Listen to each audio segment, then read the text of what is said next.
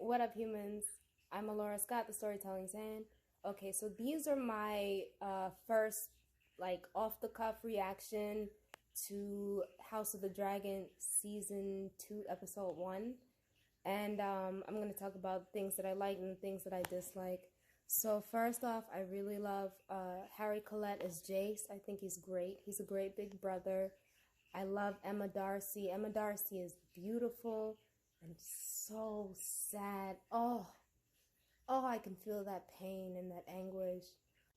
I wish that they had given more time to show Jace treating with the Vale and the North. There's a lot of really good scenes that they skipped out on. I also liked that I got to see Bethany and Phoebe as Bela and Reyna, so that was nice, even though they had no lines. Ewan Mitchell as Aemon is absolutely perfect. When Otto walked into the room and he knew it was him and he didn't even stand, I was like, oh shit, that's Aemon. Like, Aemon does not give a fuck. Aemon is very hard in his ways. He's a schemer, he's violent, and he's a warmonger. I think they casted him so perfectly. So I'm really excited to see just the chaos he's gonna create. So now I want to talk about what I didn't like, which was a lot. Like, I'm sorry, House of the Dragon is such an unserious comedy. Like, they're not serious about writing this story authentically and honestly. I don't like the way that they're writing Rhaenys and Daemon. You know, I already talked about this before. Rhaenys is supposed to be a very headstrong, very forward, very decisive person who knows battle more than, especially dragon battle, more than anybody else in the show. And instead, it's Daemon who's taking on all the anger. It's Daemon who's taking on all this pain. It's Daemon who's making all these violent plans. And while I do think Matt Smith does a really good balance of Daemon's cautiousness and viciousness, I'm still worried about how they're going to characterize him. I'm hoping that his writing will be better, but I'm still worried about how he's going to be. I'm still kind of worried about Larys. We see him interacting with Alicent again, even though he sexually assaulted her in the last season. And they seem to be playing this jealousy angle. I thought he would have been involved with Blood and Cheese, but, if they were going to play that jealousy angle and that blackmail angle, I thought he would have been involved with Blood and Cheese. But instead, he's more involved with Aegon. And he's trying to turn Aegon away from Otto. And that's my problem with Aegon in this episode and his writing. And honestly, just in general for the whole show so far. They make Aegon a mixture between like his vicious, rapist, creepy self from the books, but they also make him this unserious, trying to get everyone's approval. Oh, daddy doesn't love me type of son. So you see him in the holding court and holding petitions for his small folk, and he's trying to make decisions to make people like him and what he thinks is right, but you still have Otto steering him in this direction and that direction. And to me, it doesn't work. They should have stuck with one characterization for him, because in the books, Aegon's characterization was he was entitled, and it was to highlight that just because he's a man, it does not mean that he is the right one for power. So it's just a really bad mixture of characterization, and it doesn't stick. It doesn't stick. I was hoping that the unserious Aegon would also move into viciousness, so that we could get like a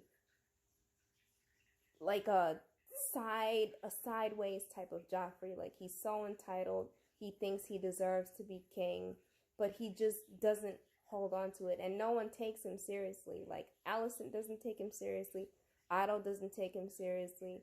They think that they're going to be able to control him, which I can definitely see in both the book and the show, but it's supposed to be him becoming a wild dragon that is out of their control. Right now, he just wants everyone to like him. He wants to prove himself. Then you have Alicent and Kristen, who are giant fucking hypocrites, which, I mean, duh.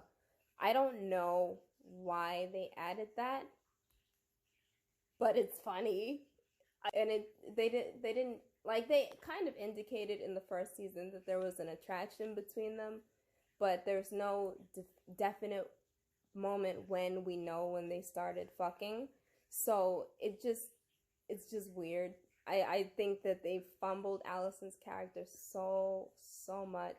Like, she feels bad for Lucerys's passing. She feels angry at Aemon for killing Lucerys. She still feels convinced in her head that Viserys chose Aegon to be king as opposed to Book Allison, who made Aegon king. Fuck Viserys. That's the difference between them. I just think her character is very weak. It's very flaccid.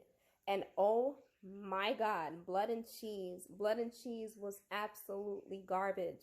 Absolutely garbage. Okay, so Damon did a great job. Matt Smith did a great job orchestrating Blood and Cheese. But Blood and Cheese itself was goofy and stupid. You have Cheese, who's supposed to be this really sneaky, really knowledgeable rat catcher, who's supposed to know the entire, like, rat ways and secret tunnels of the Red Keep. He doesn't know where the fuck the royals live. So they're like, oh, where do we go? Where do we go? Blood and Cheese was a really, really weak scene. They should not have cut Maelor. They should not have made Blood and Cheese so, like, haphazard, goofy cartoon characters who don't know what the fuck they're doing and don't really know their task. They should have made it just as evil and as hateful and as terrifying in the as it was in the book. Like Fia Saban, I think that's the actor who plays Helena. They did not give that person a single chance to really stretch their acting skills. You know, like Helena, her character is caught unawares, and, you know, instead of them strangling her maid, tying up Allison, they have her like, oh, just which one's the baby? Which one's the one we're supposed to kill? As opposed to forcing Helena to choose her younger son so that she can really feel that psychological damage, instead of having Helena offer to sacrifice herself for her children. You know, she offers a necklace and he snatches it, and it's like, okay, but, like, she walks out the room. She doesn't even really see them kill her child. And then so she takes her daughter and she goes into Allison's room, and Allison is fucking Kristen. I burst out laughing when that shit happened. I was like, bro, this shit is a comedy. It's a ridiculous, stupid comedy. And Allison's like, oh, what happened? They're not taking the story seriously, but we'll talk about that more later. Bye.